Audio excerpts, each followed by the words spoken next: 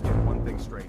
The Silk Road wasn't really a road, and it wasn't all about silk. It was a sprawling, chaotic network of trade routes that stitched together civilizations. Silk was the ultimate status symbol, worth more than gold, and the Romans were obsessed, spinning wild tales about its origins.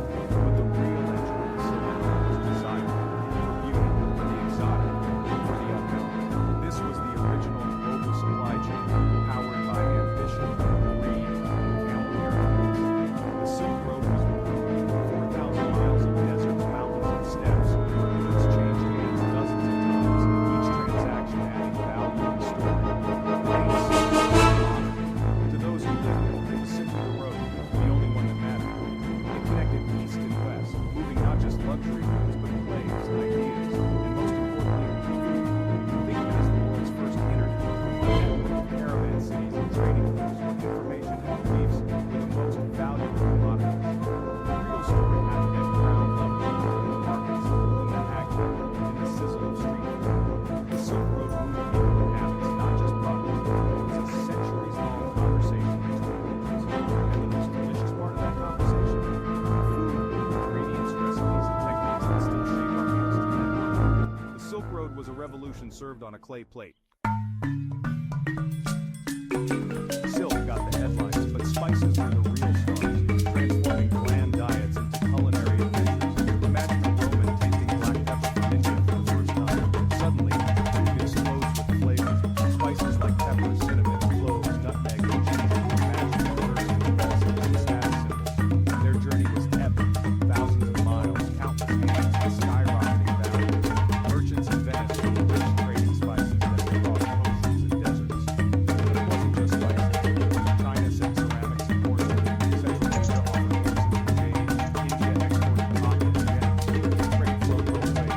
Glassware, olive oil, and wine traveled east. Caravans were local treasure chests, each item a story from the distant past. Cities like Samarkand and Kashmir, vibrant melting pots, trading from everywhere agri together. The Silk Road was a global bazaar, shrinking the world one transaction at a time. Every meal was more than economic. It was a unification of something. The constant flow of goods created unique ecosystems in Silk Road City. Imagine a marketplace where the Chinese or Indian traders surrounded by a riot of sights, sounds, and smells. This was consumerism at its most adventurous. The Silk Road was about curiosity, connection, and the thrill of discovery. It was the world coming together one bite at a time. The Silk Road's scale was staggering. A 4,000-mile obstacle course, not a weekend trip. A journey from Antioch to Xi'an could take years if you survived deserts, mountains, bandits, and thirst. The network was a web of shifting paths, linking over 1,500 cities and delicacies. These weren't just dusty outposts. Cities like Merv and Dunhuang thrived as service stations for caravans. At the heart of it all was the caravanserai, a fortified hotel where traders and animals rested. Tours were struck. Many cities were buzzed with activity, diversity, and opportunity. The Silk Road economy was complex. Camel breeders, guides, guards, translators, cooks, and innkeepers all played a part. Every transaction, big or small, fueled the road's economic lifeblood.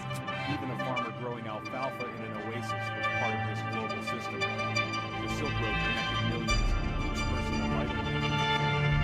It was a world built on risk, reward, and relentless speed. The road was civilization's heartbeat, pulse, life, commerce. It was the ultimate test of endurance and the ultimate engine of change. The Silk Road carried more than goods, it carried ideas, and ideas travel fast. Religion was the most profound cargo. Buddhism moved east, finding new homes in inspiring cave temples like Dunhuang. Other faiths, Nestorian Christianity, Manichaeism, Judaism, Islam, spread in all directions, creating a tapestry of beliefs. Art and technology traveled too. Gandharan Buddhist statues fused Greek and Indian styles, the Middle Eastern lute became the Chinese pipa, and papermaking revolutionized the world. Food ideas moved just as quickly. The noodle debate, China or Italy, misses the point. Recipes evolved as they traveled. Wheat from the West led to new noodles in China.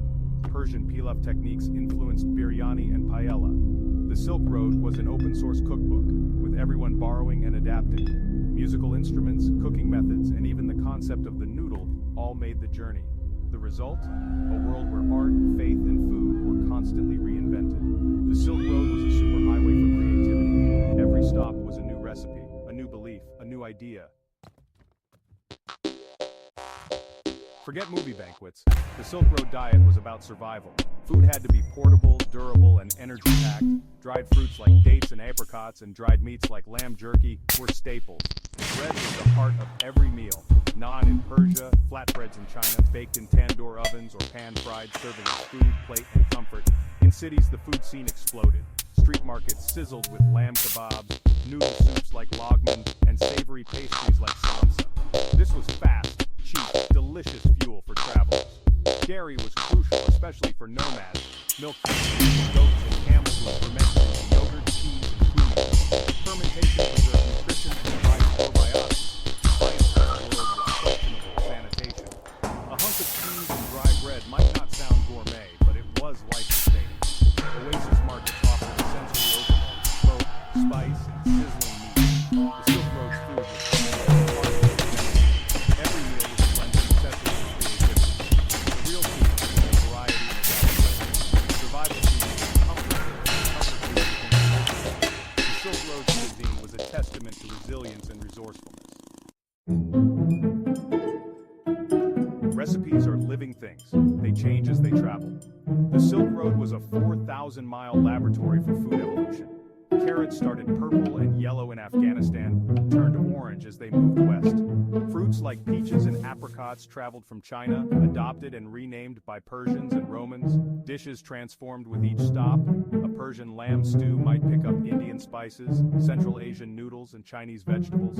Local tastes and available ingredients shaped every recipe. The tandoor oven spread west, stir-frying techniques influenced cooking elsewhere. The Silk Road was a conduit for culinary knowledge, how to plan, ferment, and cook. Every region added its own twist, creating distinct cuisines from shared ideas. The journey itself became part of the food's story. The Silk Road was the ultimate catalyst for culinary creativity. Fusion cuisine wasn't invented by celebrity chefs, it was born on the Silk Road. Cultures collided, shared meals, and swapped secrets, creating new hybrid dishes. Dumplings are the perfect example. Chinese jiaozi, Turkish manti, Persian jashpara, Russian pelmeni, all culinary cousins adapted to local tastes. Pilaf and polo started in Persia and traveled everywhere, becoming kebab and Central Asian. The Silk Road spread out these dishes with flavor philosophy. The Persian naan was sweet and sour, influenced Middle Eastern cooking. Every stop had a new flavor. The Silk Road was a melting pot, blending ingredients and ideas. It was about more than recipes. It was about new ways of thinking about food. The result, some of the world's most beloved dishes, born from necessity and curiosity. The Silk Road was the original fusion kitchen. The Silk Road wasn't just a westward highway. Ingredients flowed east, reshaping Asian cuisine. Wheat from the Middle East revolutionized Chinese cooking, making noodles from bread central Asian. Grapes and wine-making knowledge arrived from Persia, adding new flavors to Chinese tables. Alfalfa brought for horses to fuel trade and conquest. Fruits like cucumber, walnuts, pomegranates, figs, and sesame seeds all traveled east, becoming staples in Chinese cuisine. Each new ingredient was adopted and adapted. The idea of the pure cuisine and every culture borrowed. The trend down the food scene is cosmopolitan Persia, the Silk Road created global talent in every and an open mind led to delicious innovation. The Silk Road's legacy is on your